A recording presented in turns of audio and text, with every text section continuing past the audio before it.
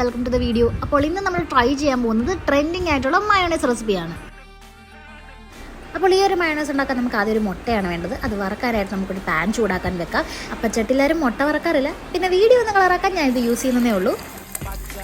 നമ്മൾക്കിവിടെ വേണ്ടത് ബുൾസയാണ്, അതുകൊണ്ട് തന്നെ മുട്ട നല്ല രീതിക്ക് മൊരിയാൻ പാടില്ല. അതിന് നമ്മൾ കുറച്ച് വെള്ളം ആഡ് ചെയ്ത് കൊടുക്കുന്നുണ്ട്. ബുൾസ റെഡി ആയതിനു ശേഷം മയോണൈസിന് ബ്ലെൻഡ് ചെയ്യാനുള്ള ഐറ്റംസ് എല്ലാം കൂടെ നമുക്ക് ജാറിലെടുക്കാം.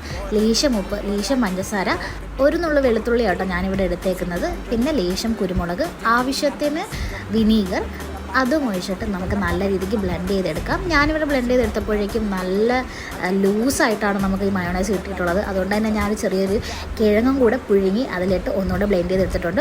അപ്പോഴേക്കും ഒരു നല്ല തിക്ക് കൺസിസ്റ്റൻസിയിലാണ് നമുക്ക് ഈ ഒരു മയോണൈസ് കിട്ടിയിരിക്കുന്നത്. അപ്പോൾ thanks for watching. Video like ചെയ്യാനും ഷെയർ ചെയ്യാനും നമ്മുടെ ചാനൽ സബ്സ്ക്രൈബ് ചെയ്യാനും മറക്കല്ല. അപ്പോൾ നെക്സ്റ്റ് വീഡിയോയിൽ കാണാം. Thanks, love you all. Mayonnaise ഇതിൻ്റെ കൂടെ കഴിക്കുന്നത് ഞാൻ പ്രത്യേകിച്ച് പറയണ്ടല്ലോ അല്ലേ.